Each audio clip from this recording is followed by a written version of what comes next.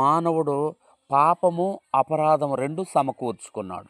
మానవుల్లోనికి పాపము అపరాధము రెండు ప్రవేశిస్తూ వచ్చాయి.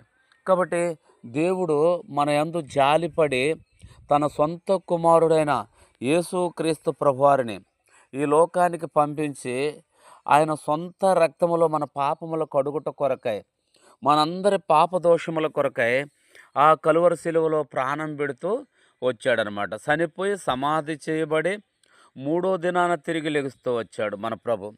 కాబట్టి మనము మొదటి మరణం తప్పించుకోలేం, అంటే శరీర మరణాన్ని తప్పించుకోలేం. ఈ లోకంలో ఎవరైనా సరే దేవుణ్ణి రకరకాలుగా మానవుల్లో ఎతుకుతున్నారు. ఎంతోమంది ఎన్నో రకాలుగా మానవులను ఎతుకుతున్నారు.